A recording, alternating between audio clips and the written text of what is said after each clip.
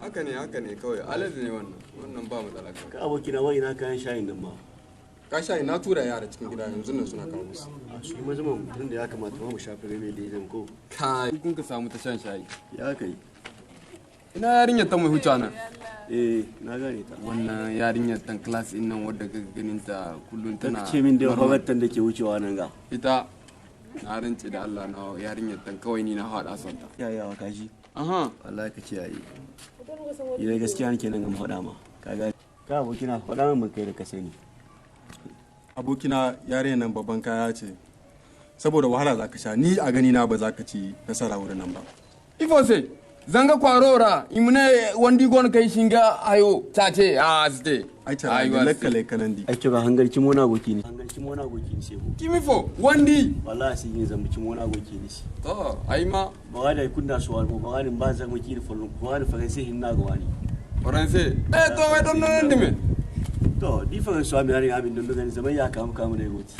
faransa labari fo to ai tara talisara zama charterera hay kunni gini te charse yadin no ayo kai gingin no oho dingono gati dindi abisa nim ko adu ma kayandi ay follow ne ba nim koy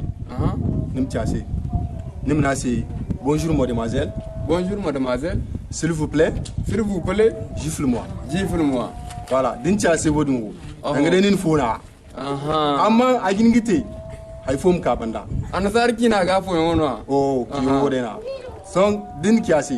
hay fo gin ka banda a gingita amma fahamno ni me gine gifle-moi encore pour que am king fam voilà ya na go jin go so koy no wala voilà to madalla ai to adon ngan deja ai ka kira bisu dai ne ami so masankin dai no wallahi babi masankin dai na bisa wallahi ya quand on parle du loup on va ça que o fa kutulu katranto na wajina ko ifo jaha ko mai ga na miskin ko jina mu ga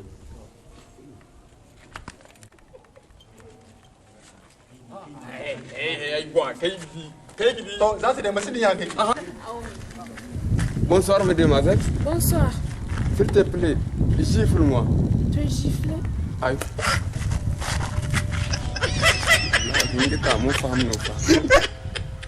Encore wallahi. Encore?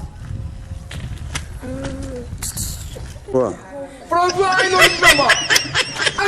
François.